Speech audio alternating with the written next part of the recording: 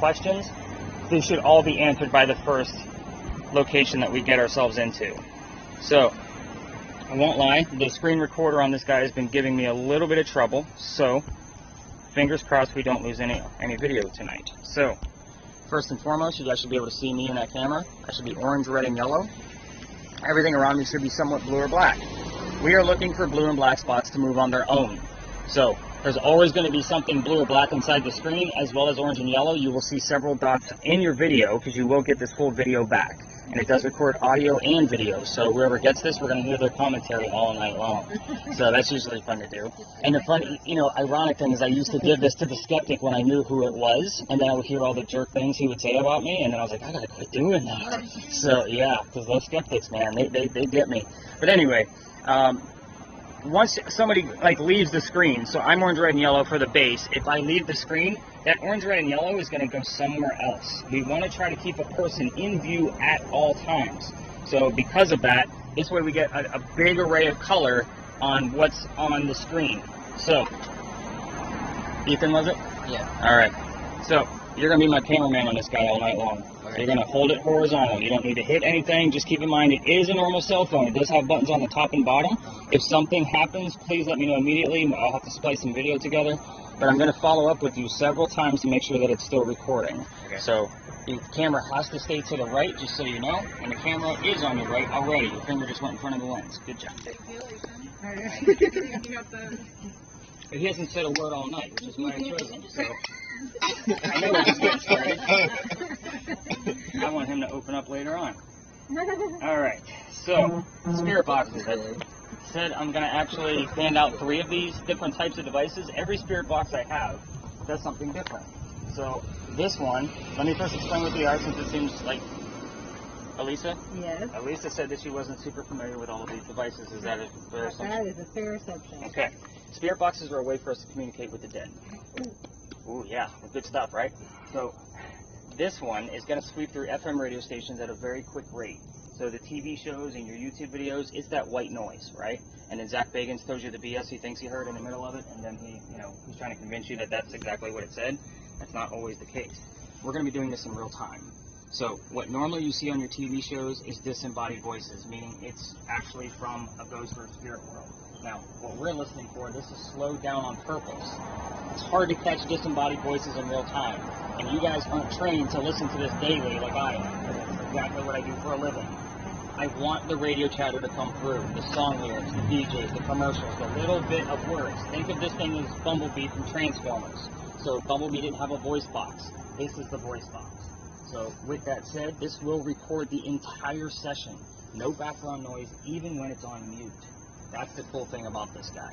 So when I tell the person to go ahead and turn down their spirit box, this one in particular will continue recording at a nice even volume for you. You will get this entire recording back, and I will give you 15 to 20 markers or so of things that I found. With this many people here tonight, you guys are going to record a good 8 to 9 hours worth of data. I'm not going to go through it all. I only go through it for about 2 to 2.5 hours. The rest of it's up to you. That's what you guys paid me for. So again, this is about the history, and I'll always give you a backlink of if something is relevant. So if it says, come to Charleston, I'm going to write that down, but obviously that's not going to be relevant to where we are, right, at the specific location. But if Eliza tells you how old she was when she got married, which I'm not going to give you that number because yes, that is a question for later. If she gives you that number, I'm going to give you the Britannica.org backlink as to where I got my information from. It's not because I said so. It's because Eliza told you, and Britannica.org told me. Does that make sense now? Mm-hmm. All right, so I'm going to set this up to record.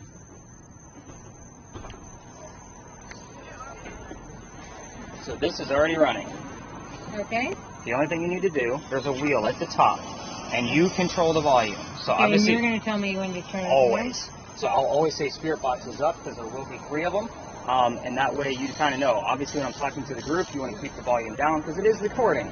So again, that is the hardest job I have out here, just so you know. You mentioned an SB7, so we're going to go straight through with the SB7. This one does the exact same thing as ALISA's, only it does not record.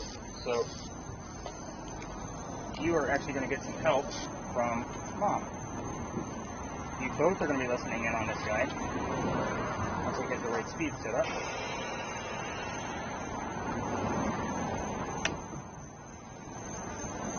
have these slowed down as much as they will possibly go. You have one button to worry about. It's on the side of the ball speaker. You want to do a gentle hold up to get the volume, and then a gentle hold down, obviously turn it down with that button. So go ahead and play with that for a second, get used to where that volume button is.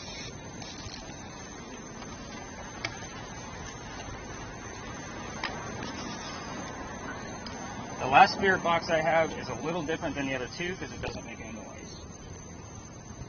This guy is actually going to get this one fired up. This one's going to give us a word from time to time in the middle of the screen. We can save all those terms to a list. My last group, they had 78 terms.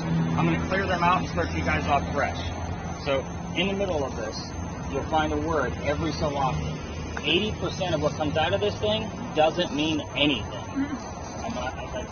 Again, my gimmick is honesty, guys. The other 20% is where I'm going to find some kind of link to where we are, the location, the person I'm talking about, or even something going on with one of us. It happens all the time.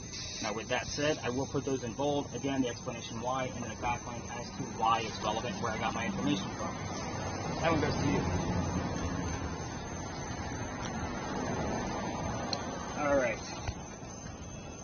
Let's get into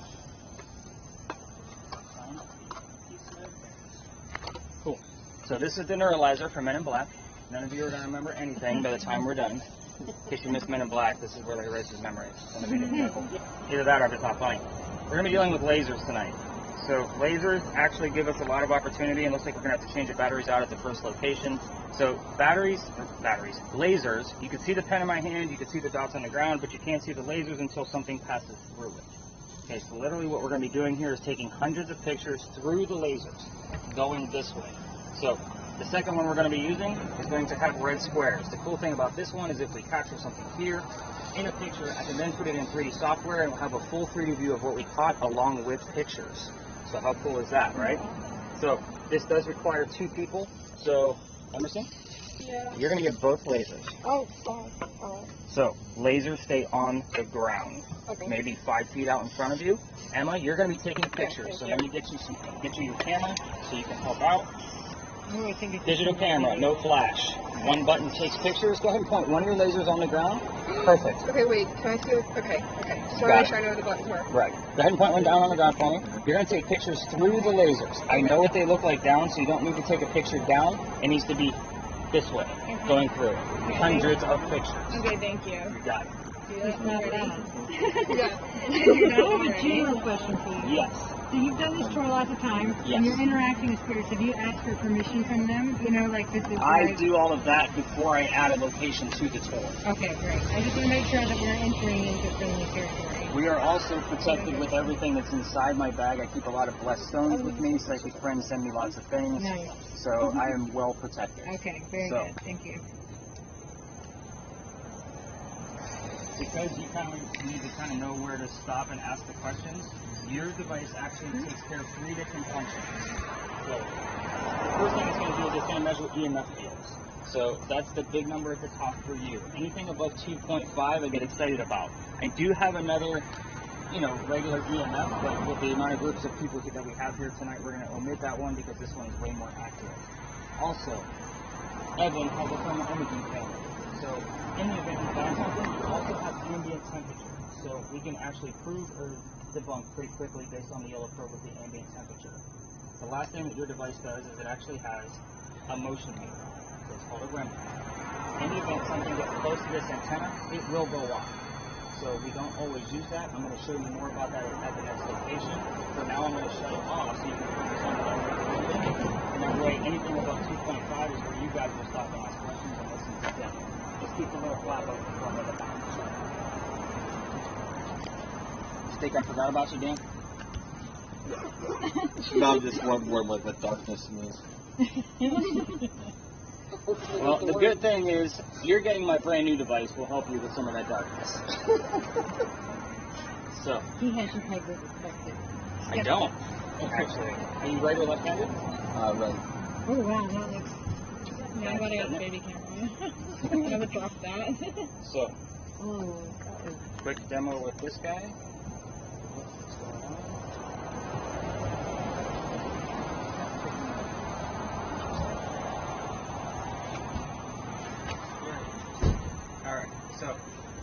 not be able to see me on that camera. If I am, it's going to be pretty dim. Right? Cheese.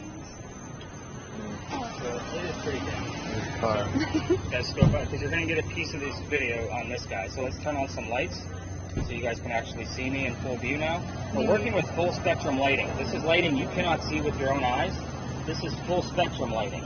So only the camera is going to be able to see what goes on inside that full spectrum lighting. So just to kind of give you guys the difference. Obviously, the light you can't see with your eyes, you have to use the camera. So what you're going to be looking for with this guy are things in the darkness. Obviously, I reflect light. When you're taking video and moving around in different spaces, I'm going to be looking in the darker areas to see if anything kind of pops up out of there that's not supposed to be there. That's going to reflect light that we couldn't see with our own eyes, but it came up in here. Now, go ahead and take that. So we're only going to be recording in 2 different locations. Why? Because the files on that are giant. They take about 9 hours to process, less than an hour worth of video. So it does take a very long time to get it over writing for you guys to watch. With that said, I do want you to play with the different lights. On the top here, you have a red button that controls your short range. Yep, the very top. Right there. There you go. And then you're going to be working with this top switch only. That gives you your long range. Okay. Now point the camera down at the ground for me and flip that bottom the other switch. Hold it by the handle. There you go. Now flip this bottom switch. I just need you to see what it does because we're not going to be using any night vision. Reason why? I already stay out of other tours' way. I don't want to draw any more attention. Not to mention, I'm all about the full spectrum lighting tonight, not the night vision. Obviously, we're going to have enough cameras and everything else around to be able to work with that. So no night vision, full spectrum lighting only.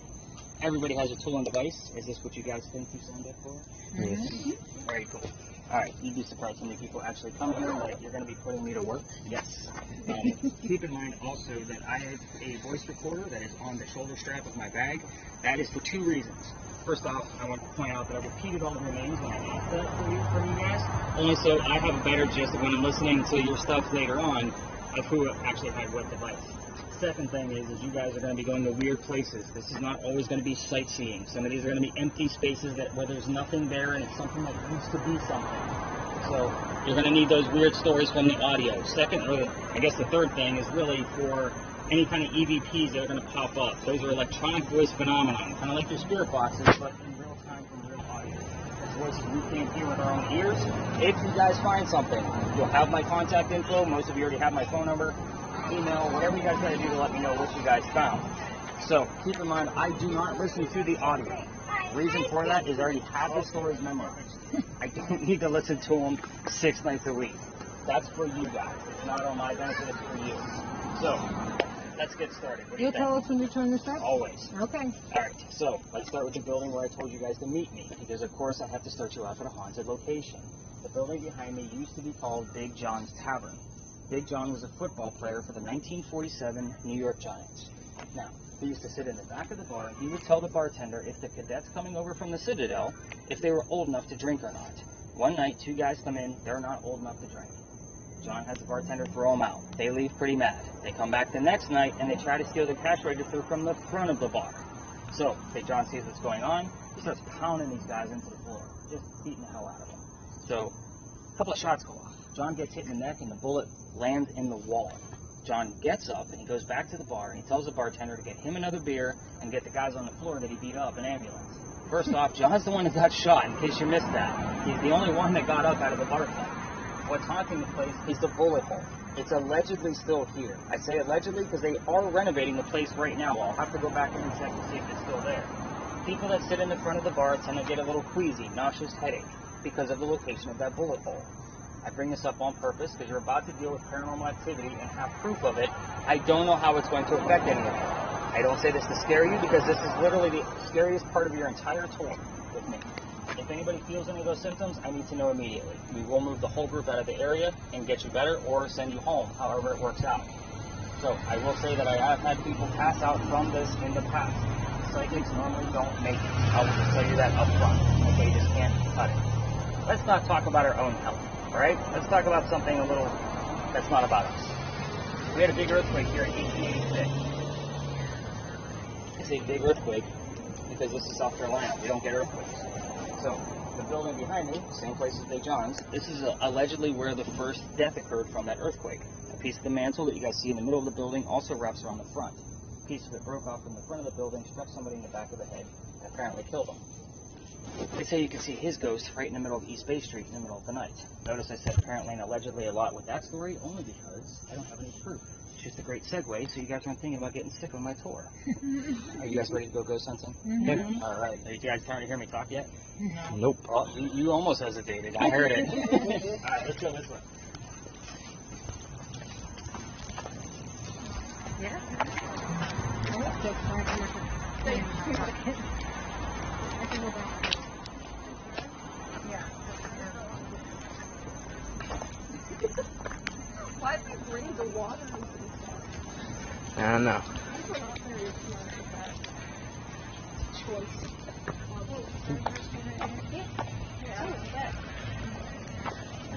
To be honest, I think this is the wrong tool for me. I feel like I have the least steady hand out of everyone.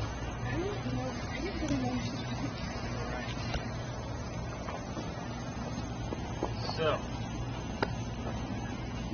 welcome to the Big Red Barn Lodge.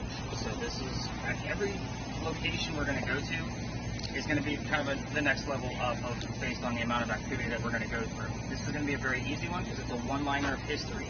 The reason why is so this way I can bounce around with all of you within a 5-minute time period, show you more tactics about your device, and then we'll move on to our level 2 and get a deeper dive into Charleston's history. This is where we keep your horses for the carriage ride. They are inside that building. You guys can probably smell them. I cannot. 6 nights a week has pretty much made me immune to that smell. So, now, with that said, the only history I have, this is the same barn where we held horses that delivered milk and eggs to the residents of Charleston. That's all I got. Now, let's talk about spirit boxes, because with every story, I'm going to give you keywords for the amount of spirit boxes that we have out. Over there was 1947, New York Giants, Big John, and anything related to a bar. Over here, we obviously have horses, delivery, and milk and eggs. So there's spirit boxes. First off, this is not TV. This is not, is somebody here? Because if somebody answers no, somebody's here. And they answered you. So, what are we looking for? Details. If somebody's here, tell me what color the big red barn is. Obviously, it's going to be either the word red that we're going to hear or something we're going to see. And if Brittany's, because she has a word list. Keep in mind, if they can't find the word red to answer us back, it could be something specifically red, like fire truck, blood, heart. Any of those terms are relative if it was an immediate answer. Any event you don't get an answer from that question, open it up. What's inside the barn? Now you have horses, animals, they're draft horses, delivery, milk and eggs were other terms, but milk and eggs could also be protein and calcium. I've seen that happen before there too. I've also gotten jersey numbers from Big John's teammates. I point this out because I don't get excited about just a random number coming out. I need something else to tell me that that particular number relates to a specific person. So for example, Quentin hears the number 40, but Brittany gets Art on hers. Art Faircloth was number 40 on Big John's team in 1947. That's a definitive relative. I get it all the time. So again, this is about me putting all the different pieces together from what you guys are telling me. So, spirit boxes, and I think lasers, you guys are good to go in here as well. Just make sure your lasers are not on that building. And those lasers, once I catch up to you, I'm going to change out those green batteries for you. But lasers cannot go on vehicles either. They will set off car alarms if there is one. I know. Lots of responsibility with the lasers. But as far as the spirit boxes, by all means, turn them up. Let's get them going. I am going to work with the 2 camera guys first. And then, Crystal, I'm going to jump over to you to work with your millimeter with you. But for now, let's get you 2 listening in on that spirit box and getting used to how it works. We are going to stay within the confines of this lot only. Are we asking a question, or you've already asked it on our You're going to ask it. okay. Because you guys might go rogue on me. I have no idea what you're going to do. This is your tour. I'm just merely suggesting the questions I've gotten answers to in the past. Okay. So pictures like this, not like So I this. keep these on the whole time? Not necessarily. So When do I turn them on? you can turn them on and let her take 15, 20 pictures, take a break, kind of thing, I'm an walk around a little bit, and then literally turn them back on. And you don't want them crossed, like you don't want red and green intermixing. You want 2 sprays down on the ground and then moved out a little bit. Okay. So I'm going to catch up, again, I'm going to catch up with all of you because you're all going to have questions about your device. For now, I'm going to start with the cameras because there's a little bit more to them than what they actually know. So, cameras, come this way. Alright, so with yours, this is a great spot for you to kind of see where the long distance comes from. I would suggest keeping the long distance on all night long. Keep it up the whole night long? Yep, just keep it on. And when I turn it down, let's say the special instance, when I turn it down? I normally keep that one on because this one, what happens is when something gets too close, it's going to bleach out. So that's when I'm like, oh, there's too many people close by. I just want to keep the long distance one on in case something decides to pop up after that. And when's the best to push the button again? Can you explain that? When's the best time? Yeah. So when you're again, sorry. No, when you're good. So for example, like right now, you should have both of them on because nobody is super close to you, and it's not gonna like when you're watching the video tomorrow morning or whatever you're gonna watch it, you're gonna notice that your eyes are gonna go straight to wherever that purple circle is. Literally, what I'm looking for is where I can't see the purple circle. So you're looking for the dark. Right, I'm looking in the dark spot. So put me in the center of the purple circle. When I turn this, okay, I got center. I see. Okay, so when I'm in it like this, so I'm literally looking for things way over here. I see. In the darkness. So again, this one sprays off. This has 4 light bulbs spraying out full spectrum lighting. This only has 2, but it is lined up with the lens camera, so that's why this one's going to be perfect. How high should I obviously just go to? Don't go too high, obviously. Whatever you want to do. All right, man. And when I push the button again? So with the short range, again, you can leave that on as much as you want to, but if somebody's like really up close like this, then hit the button. No, you want to turn it off at that point. Okay. You don't want somebody, or if you're, hanging out with the wife and all of a sudden she like jumps in a cool view, or we're in a tighter space, go ahead and turn off that short range. You don't need it. So it's only when you really don't have anybody in front of you. And So it's all black on the turn this on. Yeah, absolutely. So it's all black on the Got it. And if it's not, I don't think it's show. Exactly. So I can do that easy enough. After the next location, at the next location, I'm going to go through the history of that place, and then I'm going to say, Dan, let's go ahead and get that thing on record. Your button get out of right here, you'll hold it until it starts blinking. And then you'll record the entire duration there, and then I'll give you the cue when you cut it on. Okay. Yeah, I'm always going to give you the cues. With your video. So, you're welcome. So let's get you a little bit more adjusted. Point your camera at the wall for me. And it should bleed out to mainly one color, right? So put my hand into view, the wall should change completely to blue. Yeah. And that's the reason why I want to have that array of color in there. Watch your lasers. It's okay. You want that array of color in there because then it's much easier to see when blue or black spots are starting to move on their own. Now the next stop, we are going to spend like 10 minutes there as a group. So with that said, I'm going to stop and I'm going to show you specifically evidence from that location from your camera. So that way you kind of get the gist of it. The cool thing about this new upgrade we just did is that it actually gives you the highest point and the lowest point. What's your lowest point right now? It should be on the right-hand side of your screen. 71. Okay, so if that thing, I would say, goes below 60 to 59 degrees below that, so look for the first number to be a 5 because it will fluctuate. You get that big of a fluctuation, like we obviously have something going on, because that's really what I'm watching when I'm skimming through that video tomorrow morning. I'm looking at that bottom number. The last camera I had did not do that. It just gave me a picture to watch, so I was literally skimming, watching for anything blue or black to move on its own. If that thing goes down to 50-something, and as long as you don't have the sky in view, because it's going to like try to dart off and it can't measure the sky because it's infinite, right? So you want to try to keep things that are solid in there. So you got this. Yes, I do. All right.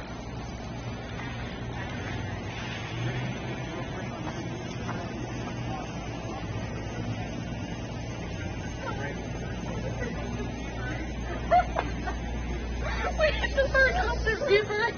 What? We heard Justin Bieber.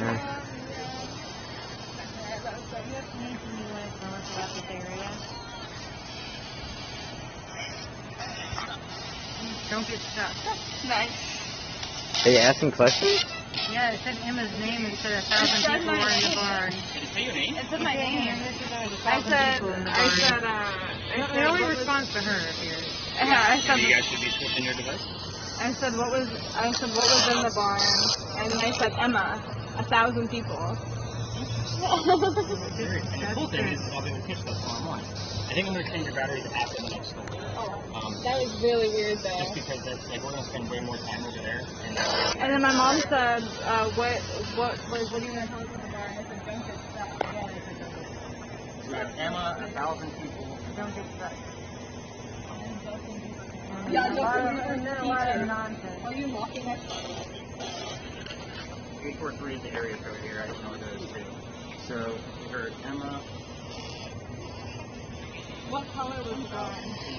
Don't get stuck. This is over a course of several minutes, so it's not contiguous. Right. Oh, I know how this goes. I'm the one who listens to all this stuff. I have to take note of which device it was on for recording. It's obvious that that person was like, okay, let's do record, but if I don't catch it in my standard, then I still put it in the notes. I know Well, we could be wrong, but that's what we heard. Let me follow the other couple, and then we're going to move on. Just said I'm gonna catch you. They might. We're supposed to be catching them, right? I'm down for a spirit box. What? I'm down for a spirit box.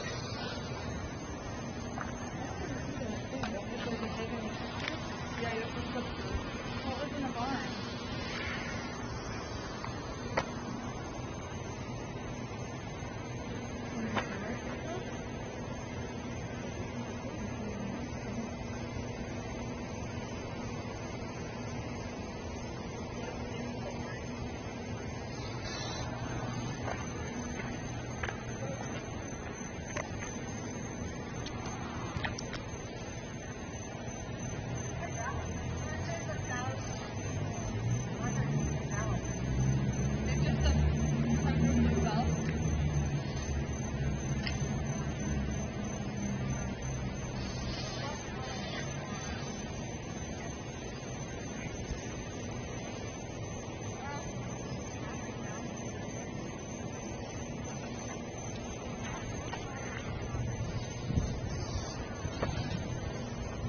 I'll get this thing, man.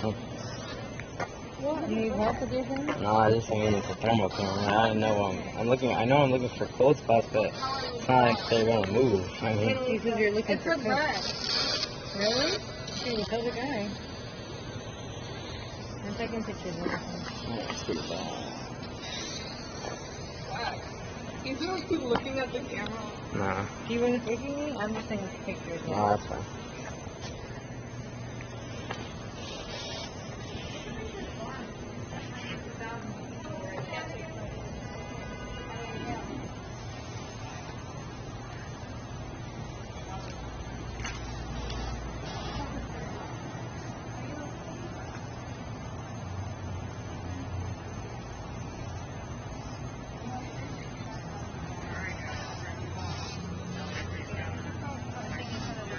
I did.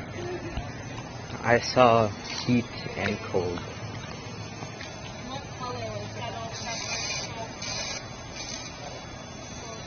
Hey, you know just like spots that are like cold by itself. Like, I was like, oh, on the ground it looks really cold. I'm like, oh yeah, because there's water there. You said you're always supposed to have a hot spot in it so that you can see the cold spot. Oh yeah, I see the cold spots, but the thing is, the cold spots are just, there's no like cold spots that don't make sense, you know? Oh, this is where our con is.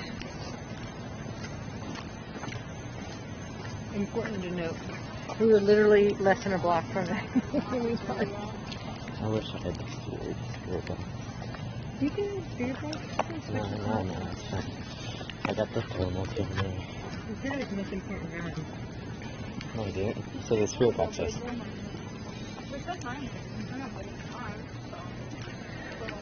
You can see people's belly burns. Yeah, yes. Especially this big one. Oh, I shouldn't be saying that.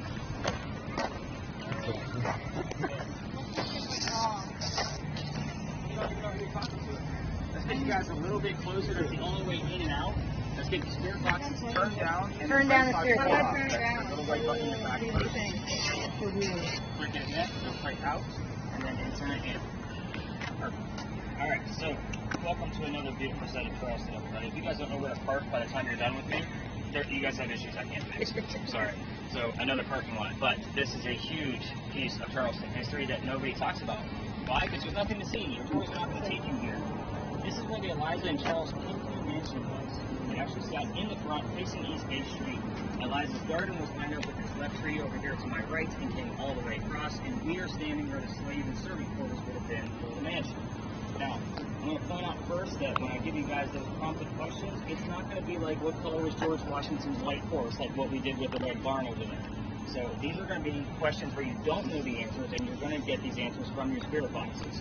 hopefully with the clues of between what's going on with the cameras and everything else, we'll be able to tie the rest of the story together. Before we leave this location, if questions were unanswered, I will give you the answers so you guys aren't left hanging. What do you have? It's so funny. We're going to put that on to 80%. So, who the heck were Eliza and Charles Pinckney?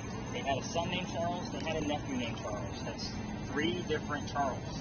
The son and the nephew were signers of the Constitution for South Carolina. It's a pretty big deal for us, but you guys are all on vacation. Nobody wants to talk about politics, and neither do I. So, let's talk about Eliza. Eliza was way cooler anyway. Eliza married Charles at a young age. I'm not going to give you how old she was, but I will tell you that Charles was over double her age. So that's a big age gap between the two of them. I know, kind of creepy, right? I see that look on your face. So, with that said, she married him because her father over in England thought he was dying. She didn't think he was dying just yet, and instead she stayed put and got married. It's the middle of the 1700s. There's no such thing as citizenship. This wasn't for a green card.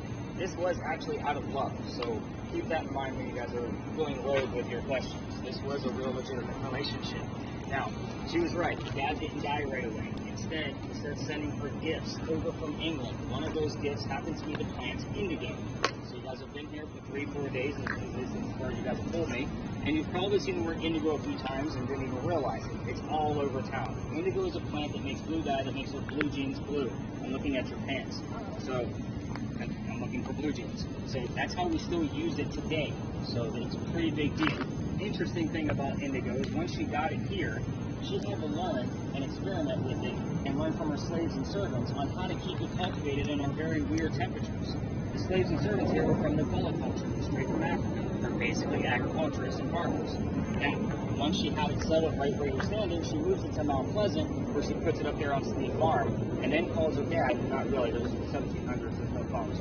And she says, I need somewhere to sell this. He starts giving her contacts all over the world to sell this indigo.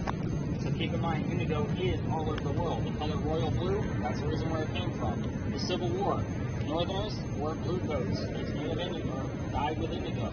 The Confederates, they wore gray coats. That's less indigo and wormwood.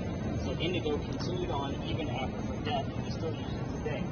Keep in mind, rice plantations were going downhill. She moved in with this cash crop just at the right time and became a businesswoman in the middle of colonial times, which is something absolutely unheard of. So, just giving you enough history on her and her indigo, because there's a lot of weird facts you can ask about on your spirit boxes. First thing you want to ask about is obviously the age, if you want to go into that. You can ask what happened to the mansion. It's obviously not here. Then you can ask when that tragedy happened. Yes, they'll give you the fact that it was a tragedy. Ask anything you want to about her death. Eliza, how old were you when you died? What did you die from? Where are you buried? And what U.S. president was a pallbearer at your funeral? So a lot of people like to go after that one because it's very distinguishable. Like you can't mistake that one. Let's see what else. Oh, Eliza was the second wife named Eliza from Charles. So that means perfect. Yeah, that's exactly what I'm waiting for. So I'm going to take notes of that once you're hopefully going to get higher ratings than that. Do you have anything going on there? Both Elizas, the first and second wife, go by their maiden name, the name they had before they married Charles Pinckney. They both start with the letter L. So it's Eliza L. Pinckney. Not her middle name, her maiden name. So it would have been her last name beforehand. Sorry, we have a mixed group here of kids. I don't know what age groups we got going on. I got to explain what a maiden name is. Last but not least, ask about the children, but tread lightly. Maybe ask how many kids, how many boys, how many girls, get the names, and leave it alone. Reason why is because there is a tragedy among those children. If we poke the bear too hard, all activity will stop, including the readings we're getting on the millimeter. I've seen it die, no pun intended, down to 0 for the rest of the night. I don't know what kind of range she has on all of my ghosts that I work with every night, but I've seen it dozens of times. Please don't poke the bear. Can't believe how many people call me after the tour and say, Nick, I know that you said the tour was kind of light. Here's why. I asked her about that tragedy. So it happens all the time. So please don't poke the bear. But again, I'm going to be looking for specific clues as we kind of go through things. This is a time where I'm going to take care of a few things by checking you guys in on the websites that you guys bought your tickets from to kind of give you a head start. Dan, definitely start your video. Get your REM pod started. Get the spirit boxes up. I'm going to be coming to you first once I'm done. So I can, actually, let's take care of you now. So everybody else, we are going to stay within the confines of the lot. Cameras, keep in mind, there are people's vehicles in here. If somebody's going to their vehicle, nobody likes their car thrown, or actually taken up. So just kind of casually walk away from that vehicle. So I don't like the one with 8 people, somebody gets left behind, right? So I don't want to. So yeah, definitely get your spirit box turned up. Oh, I switched with. I mean, I switched with her. Okay. I have the camera now.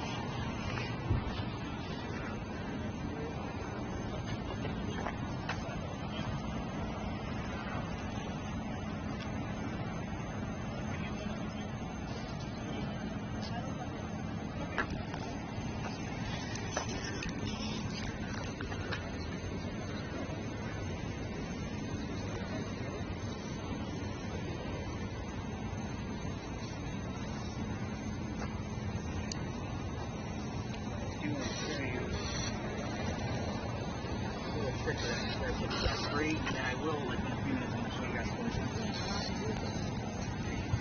So keep in mind. Oh, you have the spirit box one? Sure, it's color steady. Like it's steady? Not watching where it's at or how you can't rest in straight loose. You want to try to keep as many dots as possible. So you don't want it to kind of go into like that. That's less opportunity for it to happen.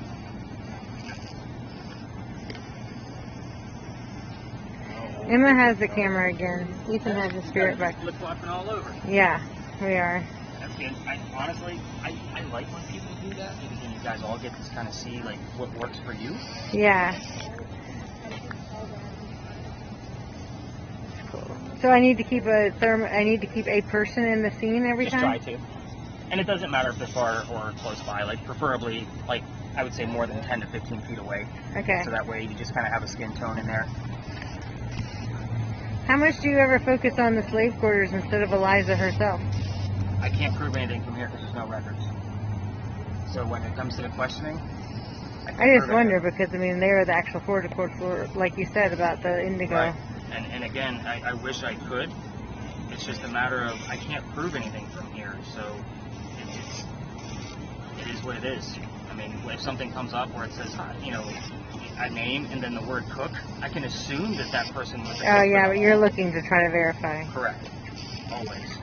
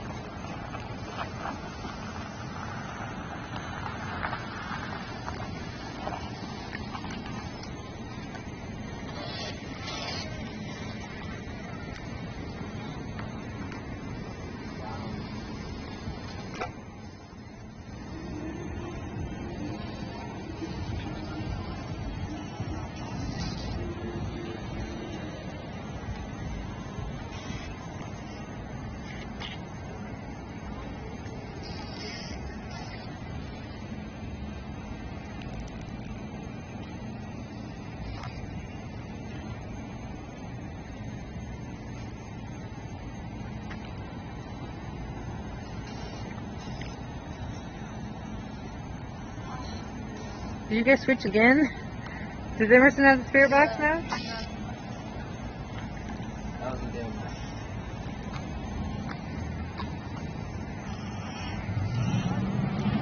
They really responded to Emma.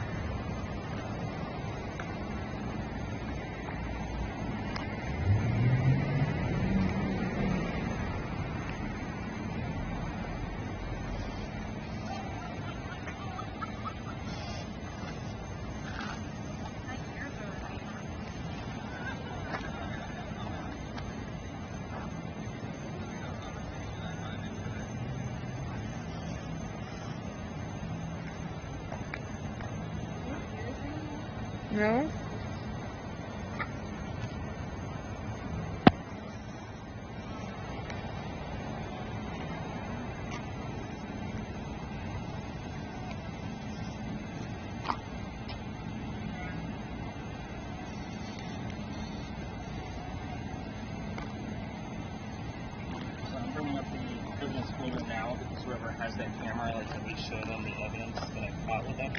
wait till I'm here because this is where it happened. So it actually took place up in that far right corner where the lamppost is up there. Mhm. So that's obviously the wall in the background. Mhm. See the two living people walking by? Mhm. So we're gonna find the dead people. They're gonna be going the opposite way, right about through this side of the wall. Mhm. So, I'll give you a chance. I know you were interested in it too. So, Did they see that in real time, or you saw that afterward? well, the funny thing is they called me up there. It's because they thought they saw some shadows. There's two living people. You see them pass by that? And then I caught this the next morning. I went up there to go debunk what they saw because I thought it might have been shadows. There's going to be two dead people. No, side by side. Like I analyzed this with firemen. Was there lots of 11 when she got married? No, the one that Oh, I thought I heard her name. I heard 11. I've heard ALISA.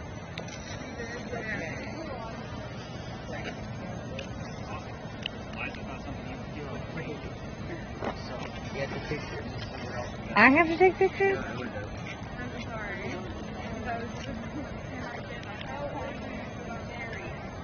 I think that we're going to get something back here.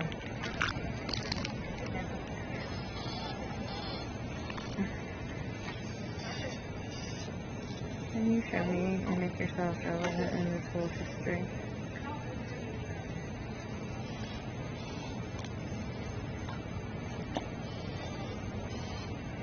You're not a forgotten history.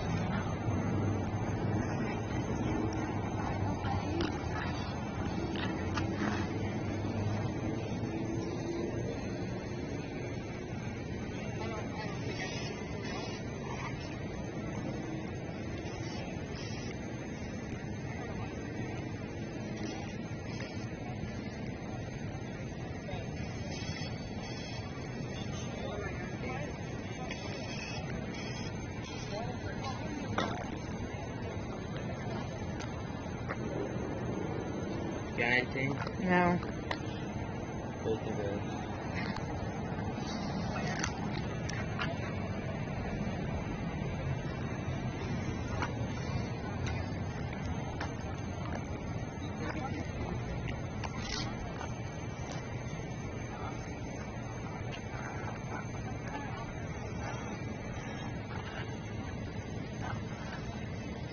Where's the spirit box at now?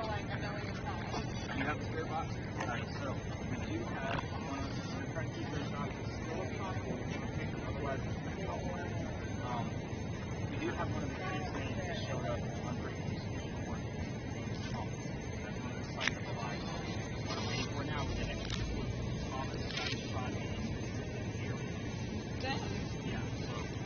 try to find out what that area is. Where the heat is coming. I thought we were supposed to ask about kids. A specific question. You can ask about other people. Now, that's not a tragedy. If it's a tragedy, that's possible. You guys come on another topic.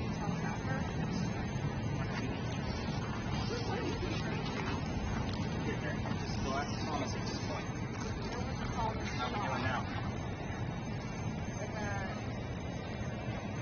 Alcohol, melody, pure instant God.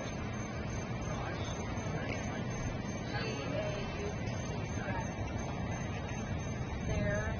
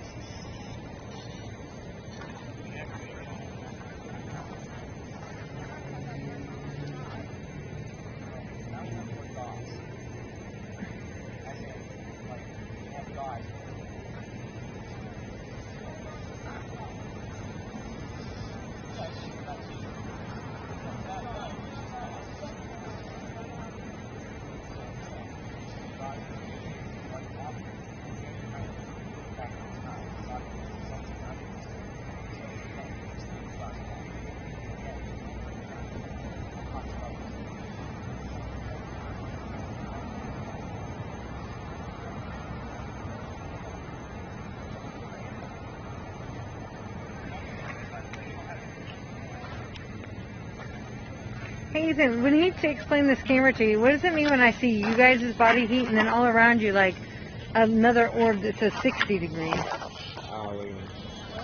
So like, well, a second ago you guys were all here, right? And then look, there's like their body heat and then there's one that's significantly colder, like 63 right behind their head. The window. The window has a body? It's not body heat. I know, but I mean like... It was Henderson.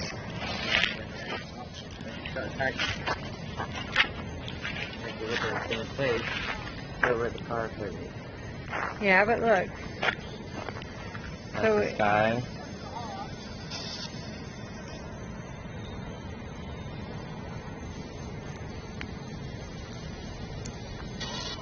So that he said that doesn't mean anything. Those temperatures don't mean anything. No. He said to look for like the lowest temperature in the bottom. Like if it goes below 60. Oh, below 60?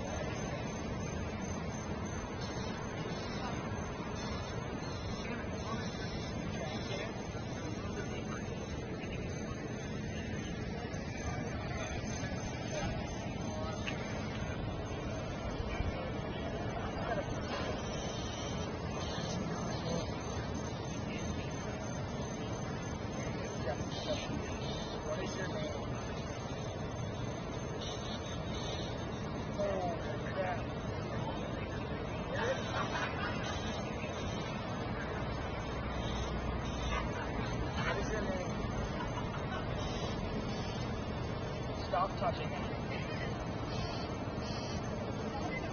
Stop. Stop. Stop touching it. Stop.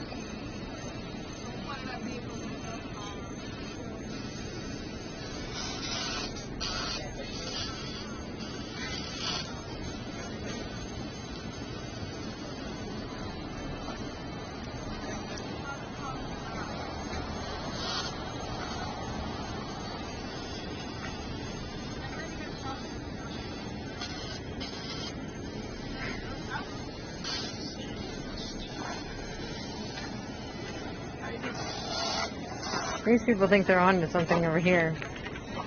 What was that thing? Yelling? Won't come back or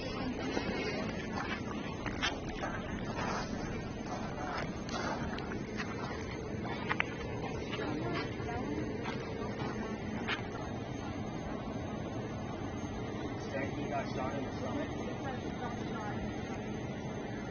Wrong, but I am going to take got shot.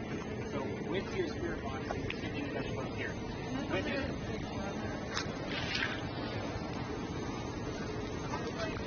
I don't know who this was. Yeah, I don't know, but it's just that something I asked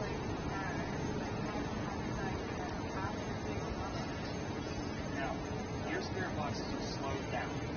For example, over there in the wintertime, what color is the barn? Rudolph the red-nosed reindeer will come through clear as day. I don't need Rudolph the red-nosed reindeer. I just need red. So the fact that you got shot in the stomach, I don't need in the stomach. I need got shot. Like, that's good stuff because we also have like almost a full conversation going on with the word list. So we have the word hurt, then we heard the word reason, meaning I didn't tell you the reason why you got shot. And then, what was the other term that came up? Fighter. Fighter. This guy led the Battle of Camden. That's in Buford, about 2.5 hours south of here. So he was a fighter. He was like, give me this whole approval, but I want the specific fucking part. And he got shot at. And he wasn't still.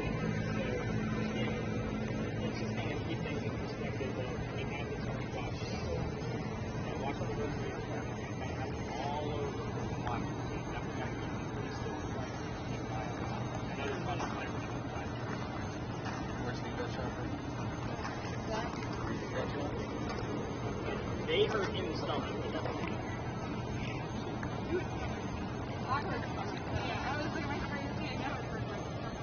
We've asked like 7 million times. Yeah, I said like ask big what's wrong? Shot. So sick. You got your camera back? What? No, because there's one time I think you should. How do I turn the save on? Is that bad? Where do I take the picture? No, you don't take the pictures. Emma's supposed to, but she's not doing it. Is this supposed to be the red light? Yeah, you're supposed to point at the ground. But this red light doesn't. Flick it on. Is it lever?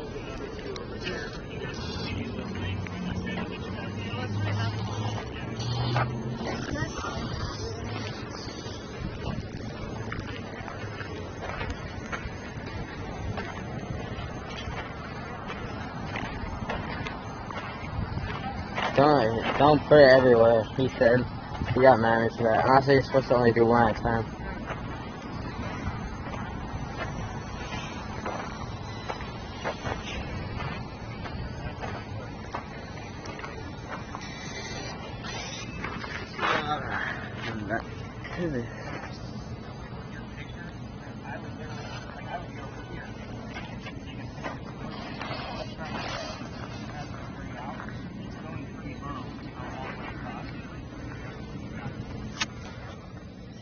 I was like,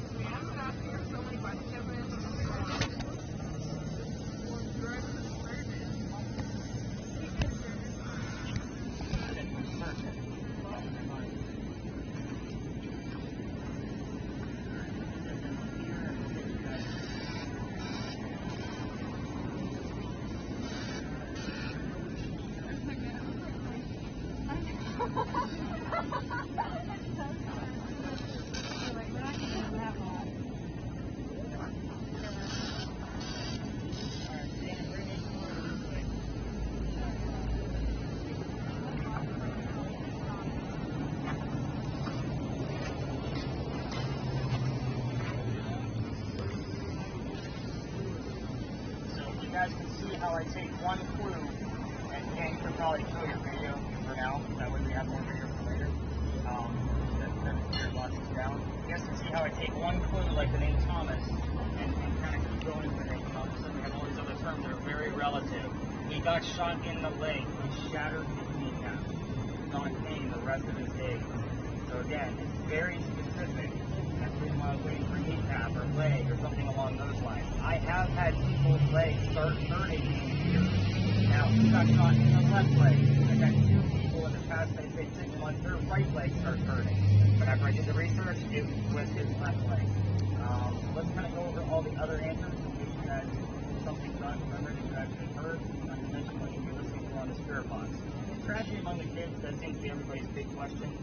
There was a child that was lost. He was 8 weeks after his birth. His name was George. We had 3 sons. I'm going to go back to George in a minute. But we had Charles, Thomas, baby George, and then one daughter named Harriet. Harriet she married in Horry. So Horry County is Myrtle Beach.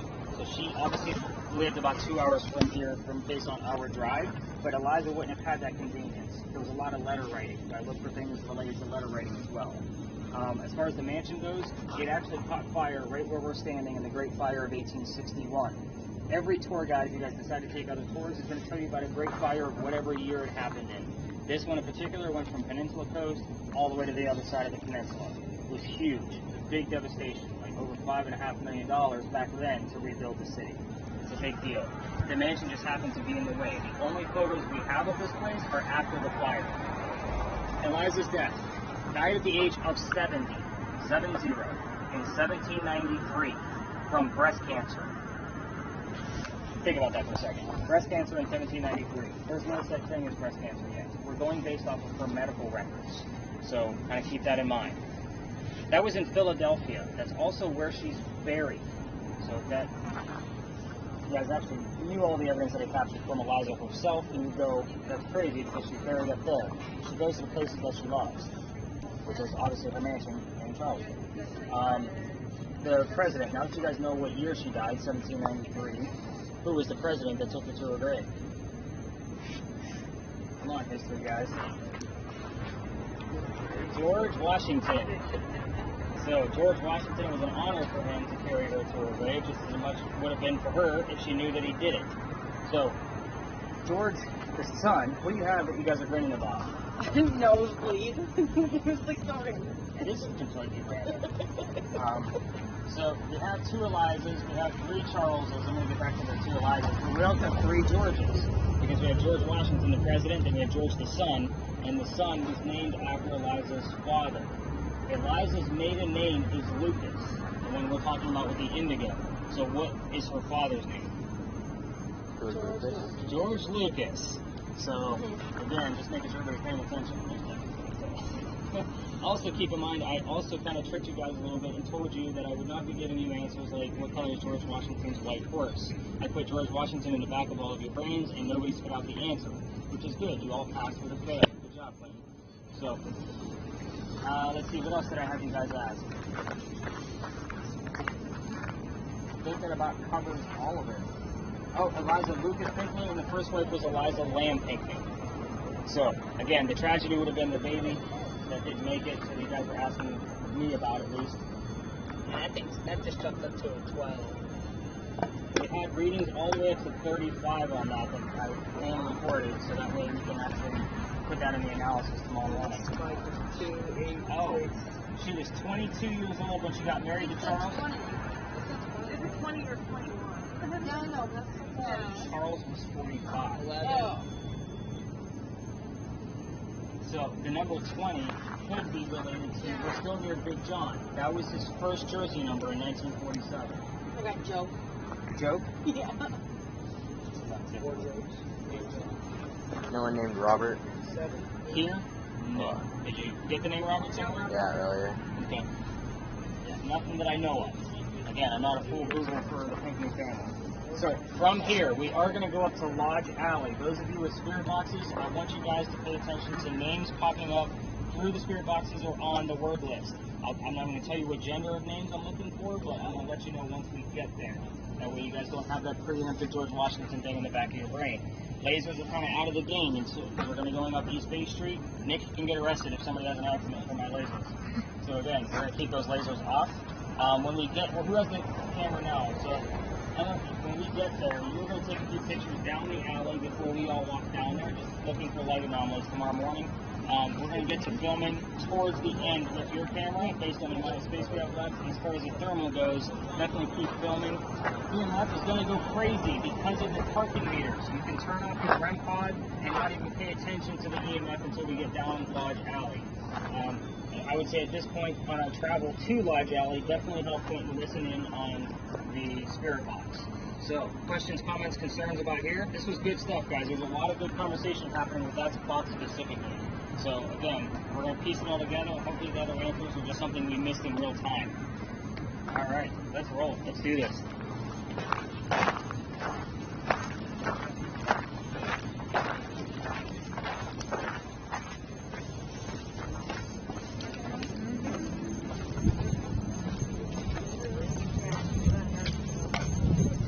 Are you happy that they haven't gone in the jail?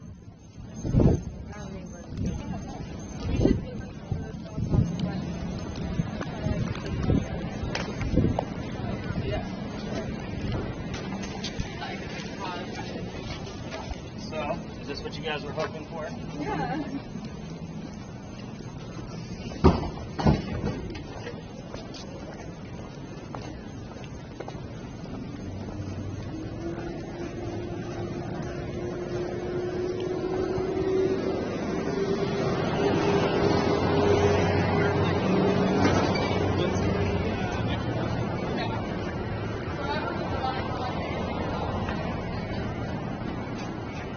That's what other tools look like. Giant. See why I got to keep the small tools.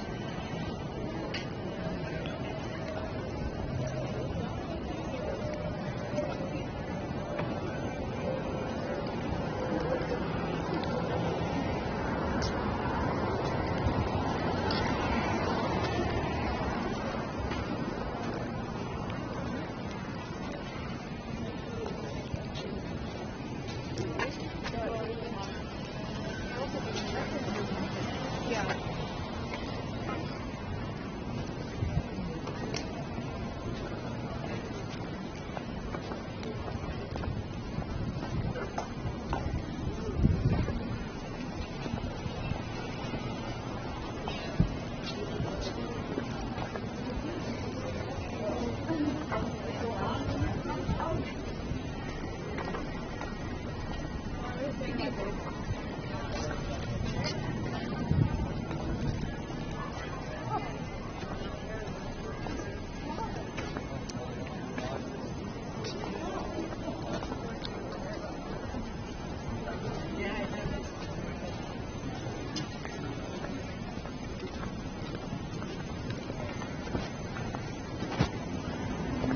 Still got everybody? I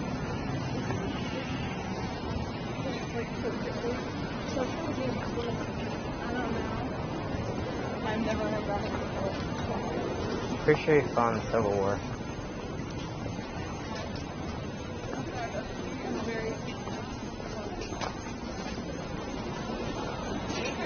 Wait, who is George Lucas? Like, what did he do?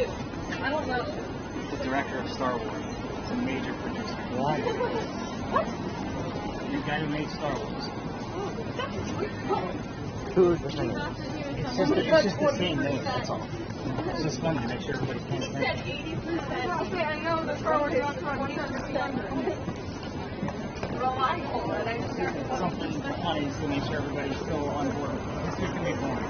So I'm going to make it a little bit more lively by relating it to the end of the day. And that's, yeah.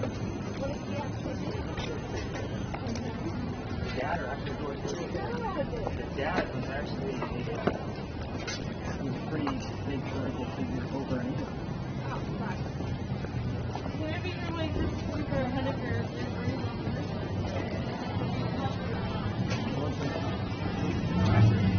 So hungry. Yeah, so we keep on like passing by super fancy restaurants. Yeah, really fancy, right? I wonder how my location is on. Well, let's see. So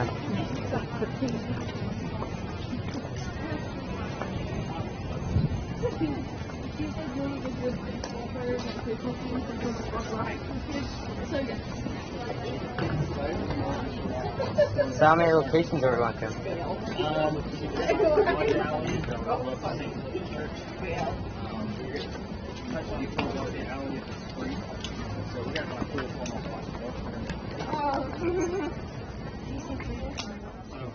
Stop here, take a few very still pictures. Keep in mind that the cameras are on flash. You have to be very still and not come out blurry.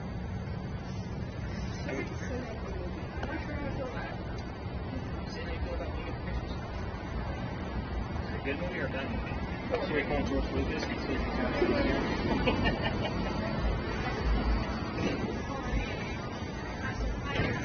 it? It's all blue. We'll analyze it. Photography, I went to school to write words on paper. Am I trying this thing out? No, this is a quiet area. We're going to keep the steer boxes pretty low in here.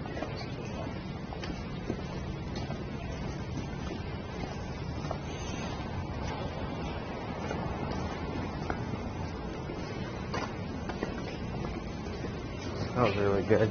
Yeah, sure.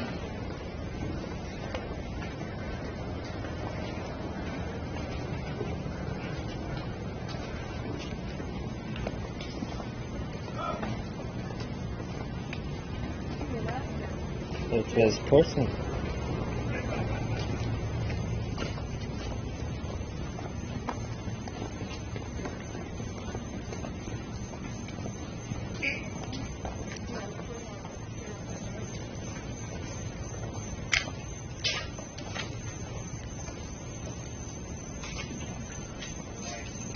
Stop here for a few minutes just so you guys can get some where they're at.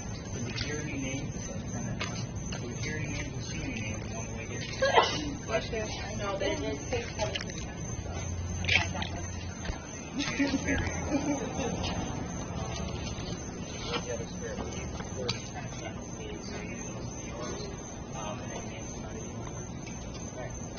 Alright, so the interesting thing about where we are is when we crossed that last crosswalk, we're now inside the original Charlestown walls. So this would have been one of the very first streets we had inside the city of Charlestown. Named Charleston before it became Charleston. So where you're standing is where people used to live. That's why I asked for names. So with that said, I have a full list of residents of every person that's ever lived on this street. These two buildings that we're leaned up against, they weren't here.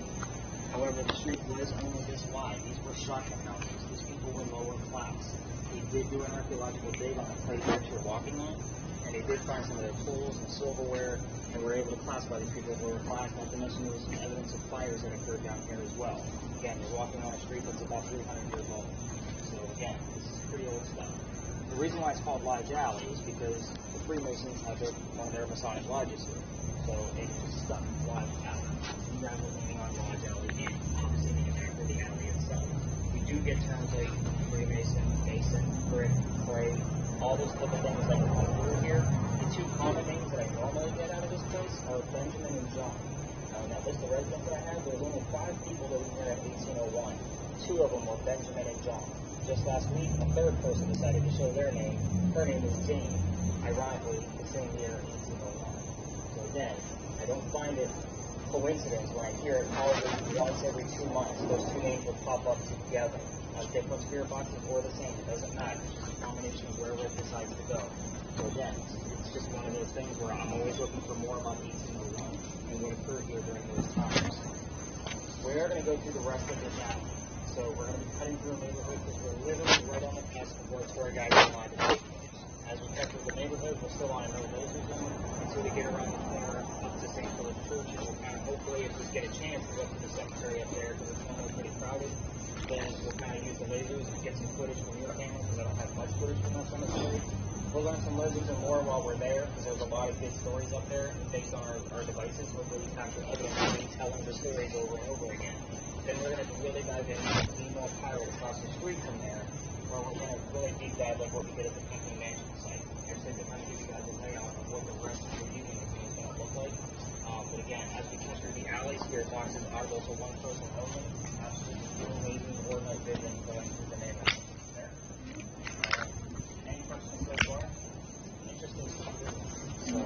we are hissing.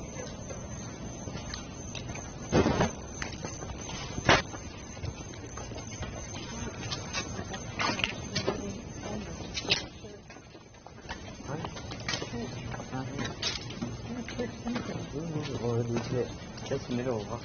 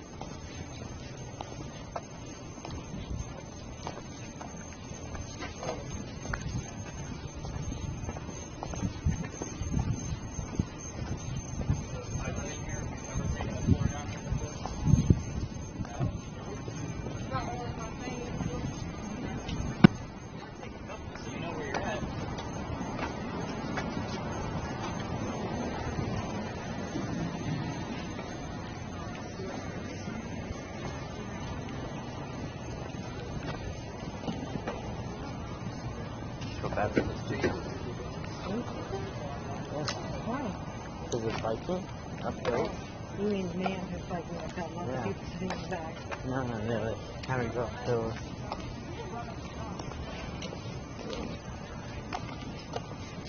It was such a long day.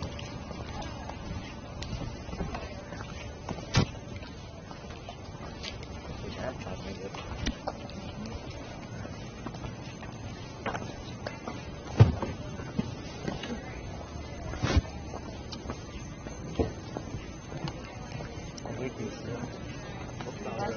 I hate them. They hurt your feet.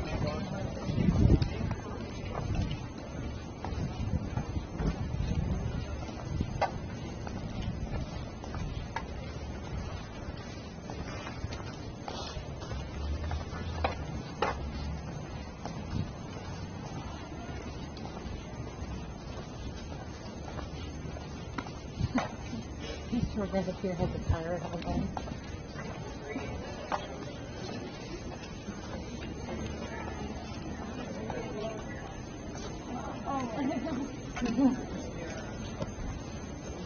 Oh, there you go.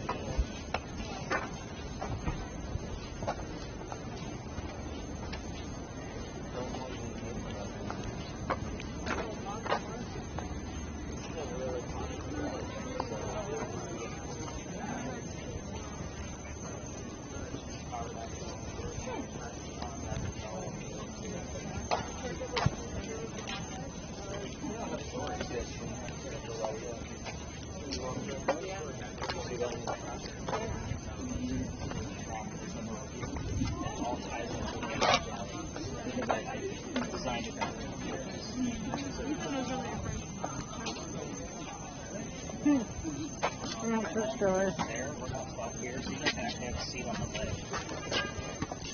And you're supposed to go to jail. yeah. So the jail is haunted. Well, sure it is, but it doesn't have to be a side one of those Yeah, it's not. So, quick story on the jail, because I do my own investigations too. Mm-hmm. I didn't take the tour on the inside. I didn't, do all of the, what they're claiming is there.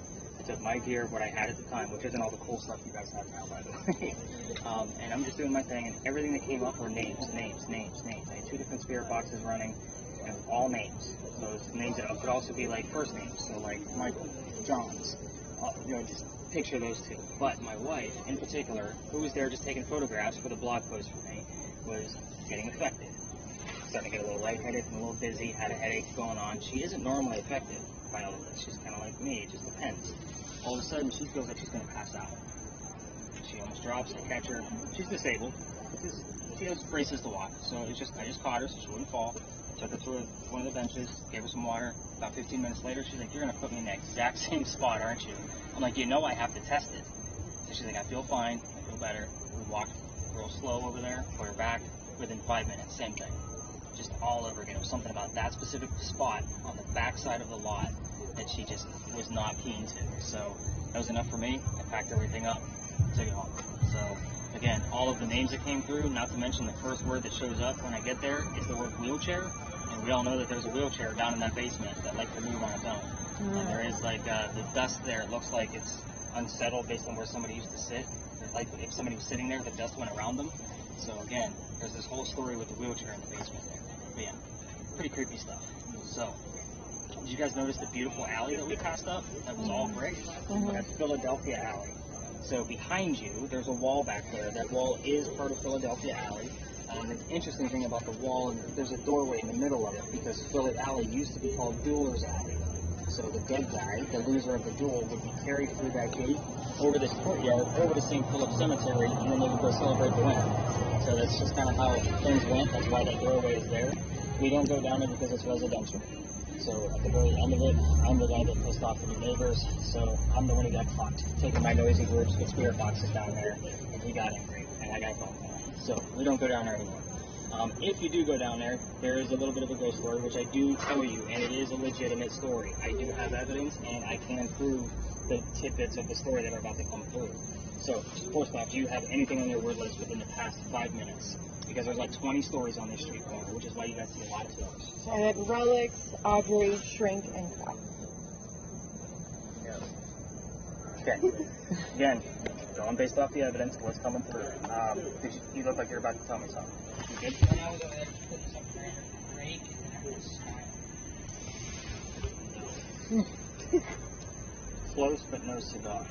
So, the story goes, and it's a specific duel that we all tell about. So there was a doctor that moved down here from Rhode Island.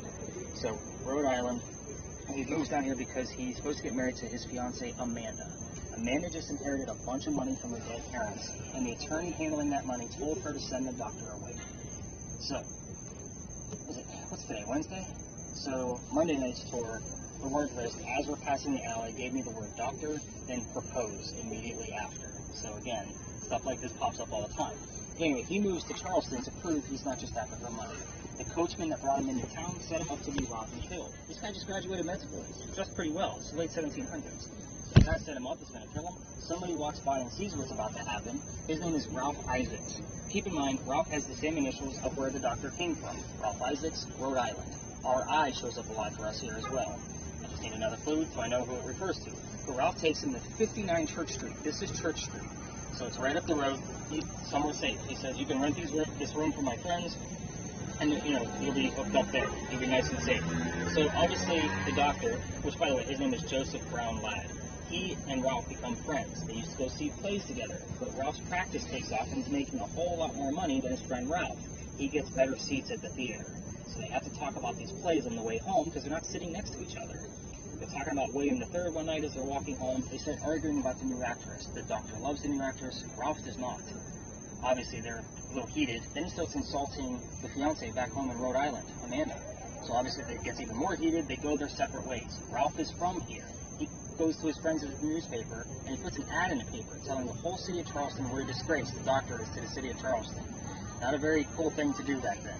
The doctor sees it. He rebuttals with, let's go to Dueler's Alley. We're going to settle this. So they come down, they take their 20 paces, they turn. The doctor pointed his gun in the air, and he shot. There's one bullet. He didn't want to kill his friend. He just wanted to make a point. Willing to forgive. However, Ralph still has his one shot. He puts it in the kneecap.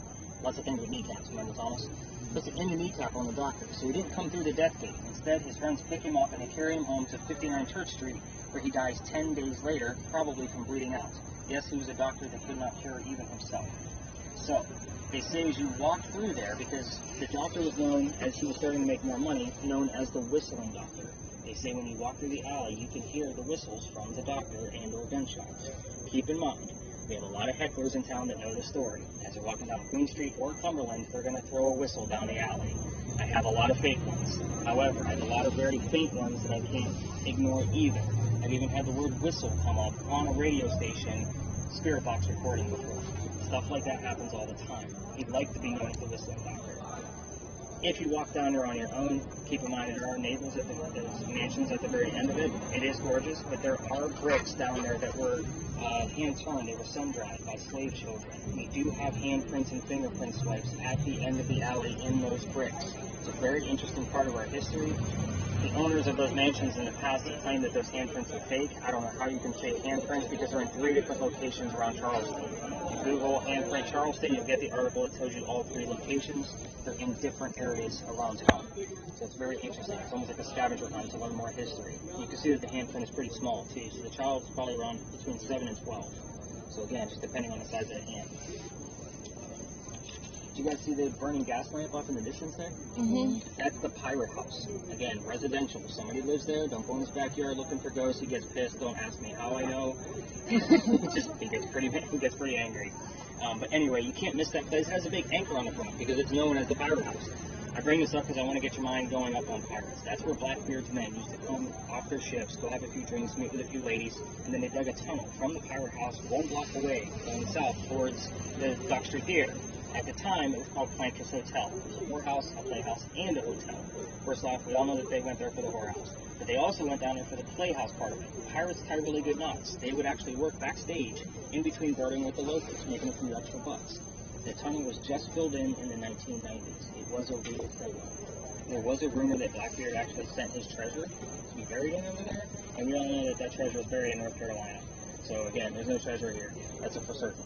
Blackbeard never set foot on our soil. Just so you guys know, he would stay back and watch the ships. That's kind of how that went down. So now that your mind is all set up on pirates, the story that he's dragging out is very simple. Have you gotten any other words that popped up? Just again, entirely. Okay.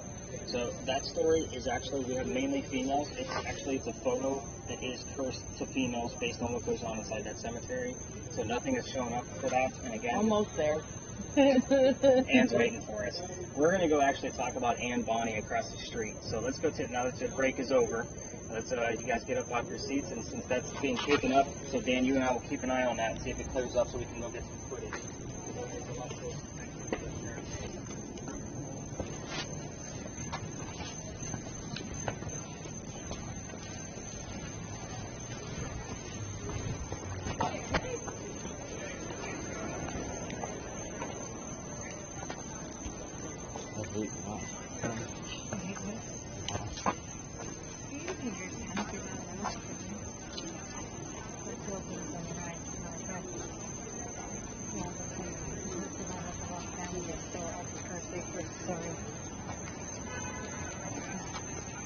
Makes you feel so hot.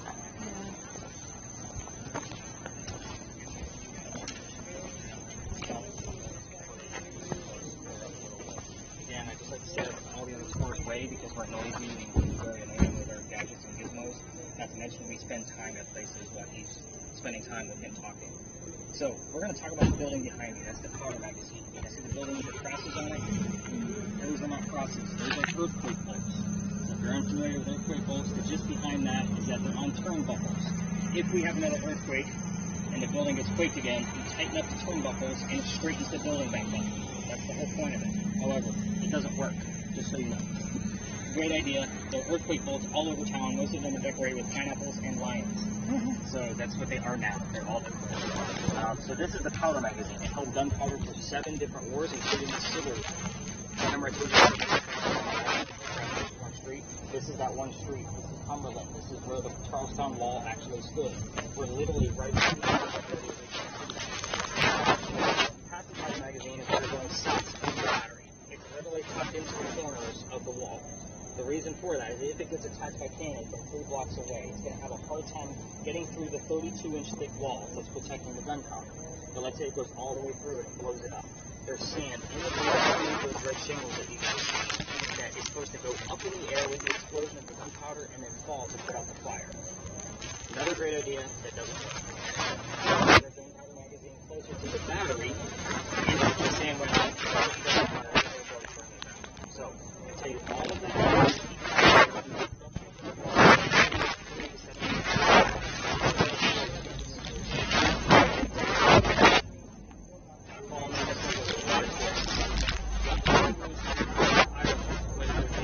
His mistress, who happens to be her mother, as would be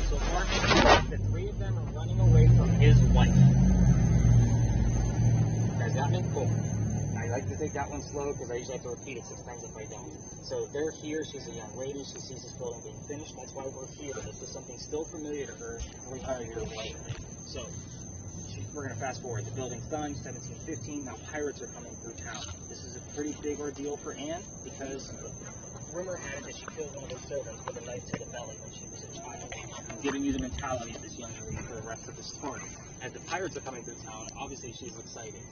She falls in love pretty quick. This guy's name is James Bond. Dad doesn't approve because he's a filthy pirate. They run away to Jamaica, they get married. Anne Cormac becomes Anne Bonny, the most famous female pirate of the Golden Age. Now, when she gets down there, she realizes that James Bonny, her new husband, is a spy. He's a coward because he's a privateer. He's spying on his own men and reporting back to the British. This is not the Captain Jack Sparrow guy that she wanted, so she falls in love again. This guy's name is John Rackham, a.k.a. Calico Jack. We're going to refer to him as Jack through the rest of the story. He's named Calico Jack because he wears the jackets of the men that he kills. So he's a pretty dapper young guy. This is the Captain Sparrow guy that she wanted, and he has his own ship. She wants to be part of it. Females curse pirate ships. So the deal he makes with her is you have to dress like a guy in order to be part of my crew. I'm not going to let my crew know that there's a female aboard cursing the ship. She's okay with this. Dad back in Ireland used to dress her up as a boy at his attorney office to hide her away from his wife. So she gets the whole cross-dressing. Now, she's allowed to be a female in his quarters. Of course, he's the captain. This is how things go. Of course, being a female in his quarters, she eventually gets pregnant. You cannot have a pregnant pirate guy on the crew. So he drops her off in Cuba with friends and says, have the baby, come back, we'll figure it out later. Now, she has the baby, returns with no baby. We have no idea what happens to that child. The second thing is that she's dressed like a female. She doesn't care about hiding her gender anymore. This makes Jack pretty mad. So to make him even more jealous, because that's who Anne is, he just captured another pirate crew that's being held below deck. She's going to go flirt with these guys. We're going on guy number 3, in case you guys lost track. So the guy that she's flirting with reveals his gender to be a female, pretending to be a guy, to be part of the pirate crew that Calico Jack just captured. So we have 2 females doing the exact same thing, trying to be pirates. Her name is Mary Reed. She convinces Mary to become part of the crew, and the British find out where they are. So we're fast forwarding real quick through this. As the British find out where they are, they send the entire fleet to come capture Calico Jack's ship. All the men are down below deck, too drunk to come up, and are watching the captains anyway. So Charlie, Anne Bonny, and Mary Reed are trying to fight off this entire British fleet by themselves. We don't know. You can ask on your spirit boxes. So, with that said, there is speculation that she was. So, with that said, obviously this ship gets taken. Her last words to Calico Jack were, you should have fought like a man instead of going down like a dog. So the word dog shows up here quite a bit as well. The judge, his name is Nicholas Laws, so when you guys hear my name, it's not me, it's the judge. He wants to see the 2 men that fought back by themselves. He had already tried and hung all of the other men, including Calico Jack, for all dead. So a week later, 2 young ladies go in front of the judge. They reveal their gender to the judge. He doesn't care. You're still pirates. I'm still going to hang you. We plead our bellies was the last thing that they said to the judge, which means they were both claiming to be pregnant. You cannot hang a pregnant woman in 1720. It's illegal. They said, fine. Send them both back to jail. We'll delay your hanging. Dad's still here with all of his Irish money. He gets Anne back up here. He bails her out. She remarries again. Guy number 4 has 4 kids and dies at the age of 84. Now, Mary Reed is stuck in a Jamaican jail. She died from whatever pirates died from in a Jamaican jail in 1721. I'm sure it was bumpy and gross and oozy and whatever other awful thing you can come up with. This is a level 3. I don't have all the answers to this because I've read probably 5 or 6 books on this woman. I only gave you the things that were common among those books and articles that I read. Now, you can ask whatever you want to, but the only 2 things I did not give you that I can prove as a fact are the name of Calico Jack's ship and the name of Anne Bonny's parents. That would be the father and his mistress. So, we are going to get close to this building as far as we're going to definitely turn you on record. We definitely want to get some footage. Ethan, not Evan, he should have corrected me an hour ago. You guys can definitely go to the front of the building. Same thing with lasers. So the cameras and the lasers, if you guys want to go to the front, as long as you're not interrupting other tours, by all means, get footage, see what comes up on the spirit boxes. The other 2 spirit boxes and the millimeter, I want you guys to kind of stay over here. If you guys want to go check out the front, you can, but we are going to end up on the side. There's a little bench over there where I can actually pack everything up. This is our last stop, so let's make it good. Let's get some good stuff. Brittany's list, let's hopefully it turns up and you get some more answers. Normally this is a dead zone for you on the EMF, so if you get anything, it's going to be exciting. It's not Pinckney Mansion, just giving you a heads up. Alright guys, let's roll. Spirit boxes up. Let's do this. I know, that's a long story, but it's a good one. You were talking about the second female that came up as casualty. I've had a lot of casualties. So as far as the lasers, when we're going to go to the front, take pictures, you can shine them right up to the front door.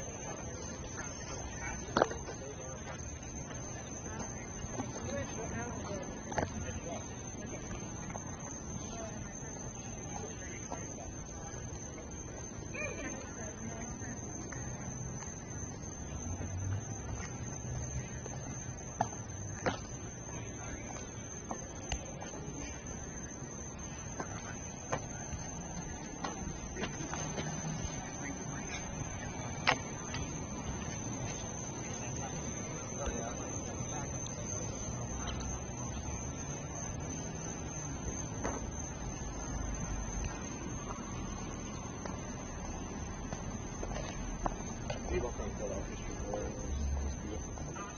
People from Philadelphia Street Rollers. Picture of the place we have. Yeah. You know what that tornado is from us.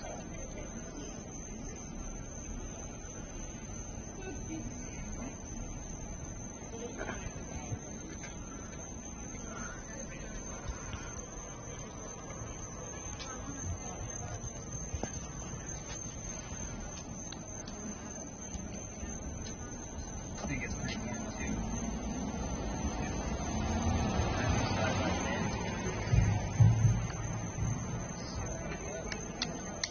Perfect.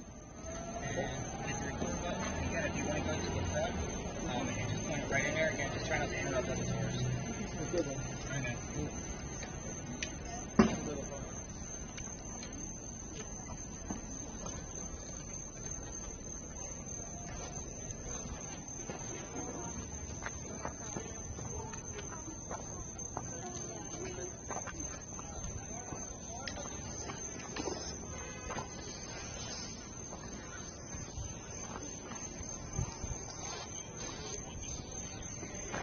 Speak. Hello. I don't know. I need to follow the whole story. You had a question? Ask the Calico Josh name one. I prefer to ask more obscure things.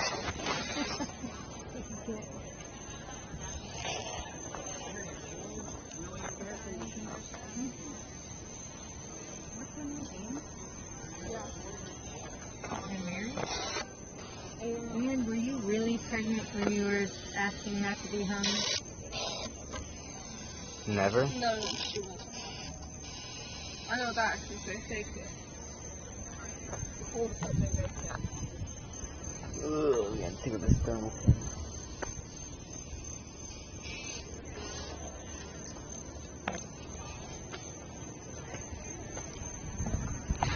Sorry.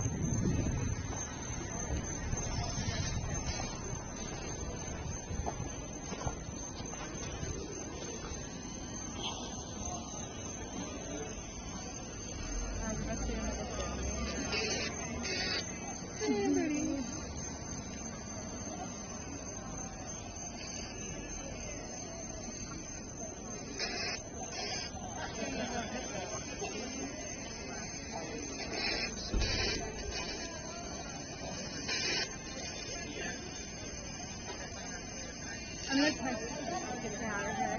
You're gonna text that? Yeah, I'm just gonna ask them. Ask the other kids what they want to know. From what? For food. Oh yeah, I'm hungry.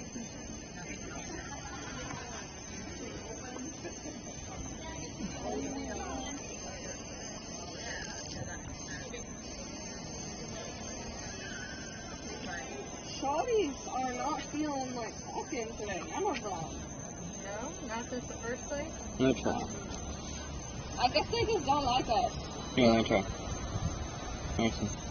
They just don't want to speak to me. Listen. This is asking. We're talking to it. Yeah. Can I try? We're talking to it.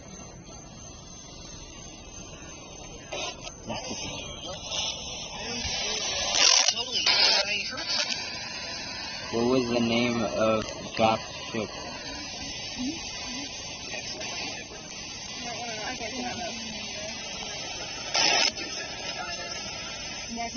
Music Diamond? I will get you. You're gonna ask questions. What was the name of the captain's ship?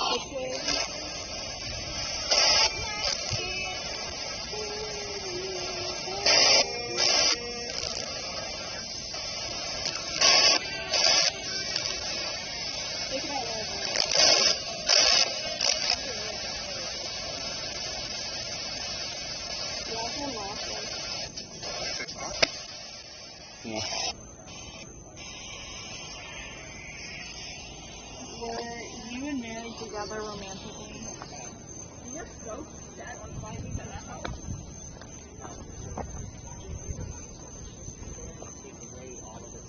Yes. So they named this place over here the Nicholas Pratt House. Wow. And I believe they named it.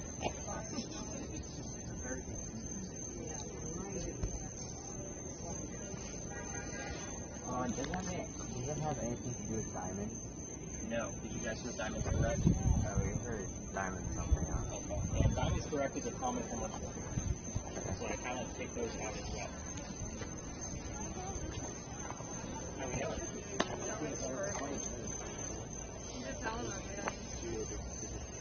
Ethan, run away. Of what? Alright, collaboration is right.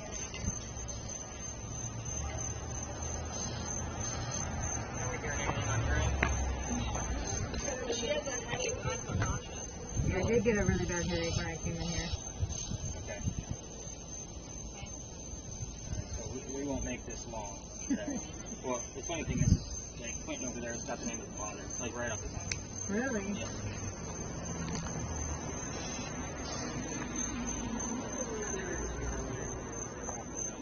Did you guys get the name of the ship? I asked like 7 times, like nothing. Maybe ask the date of her trial. That's a big one, too. I need to like the date of your trial.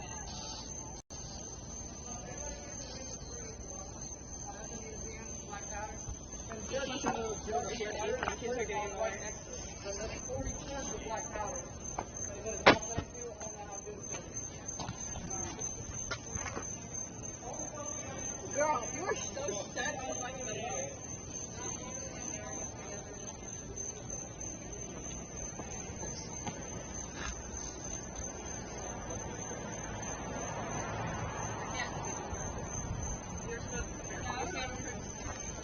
That walkway on the farm is pretty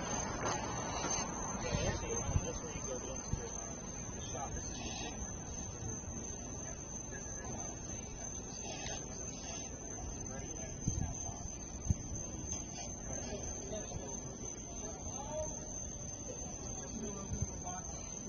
Yeah, I got 20 and then like there's another one and then I got That was right before, this was between high tide and then we went to the building on the island. Were you and Mary Girl! Can I have the other one? Ask things like a captain's ship. 20% What was the name of the congregation? You got the word date as well.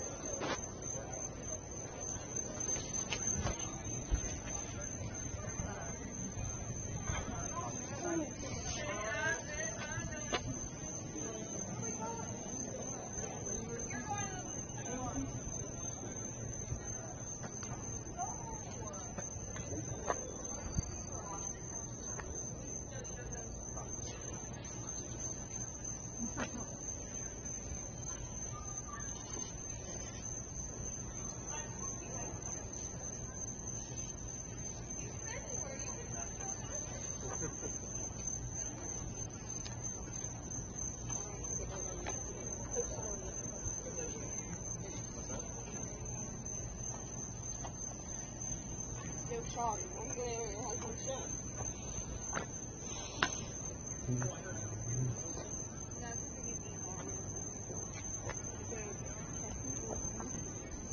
And we can get food on the way home.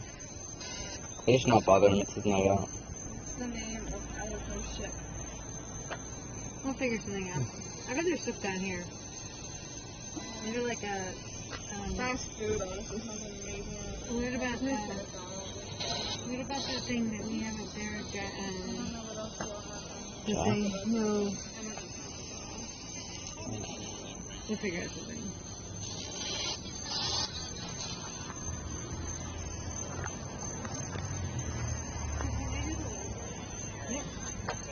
Travis Clinton is the one getting some answers into that thing. I'm letting him make another lap, but in the meantime, I'm going to start collecting the devices slowly because two of you are not feeling so great. I don't want to keep you in an area that's not in a good spot for you. But Dan, I'm actually going to start with your camera. Is there a reason for that? Like getting headaches and stuff? It could be some weird things. There's no EMS going on here. There's no readings whatsoever. Oh yes, I turned it off. Oh, okay. Turned it off pretty fast. The reason for that is that EMF actually affects the human body in a negative way. Cause headaches, cause that nauseous feeling. If it's strong enough, you've been in it long enough, it's almost like radiation where you start to like hallucinate. So again, there's not a whole lot of EMF going on here, but the fact is we got a direct answer of what was in the body's father's name. He heard the name William right away, which is correct. So again, What was the situation with the mom? because the mom was a servant of William's family, and the wife was always sick, so he used to put the wife in the secondary home, so that way he can have his affair with one of the servants, and that was obviously his mistress. Her name was Mary as well. So her name was Mary Brennan. It wasn't Mary Reed, the friend of Aunt Bonnie, but Mary Brennan. So it's a weird situation with what they actually had going on over in Ireland. I got Alexandra. Nothing on Alexandra up the top of my head. Good job, you recorded all night. You okay? And give her back to the car. Yeah. What is that? So we parked right near that first spot.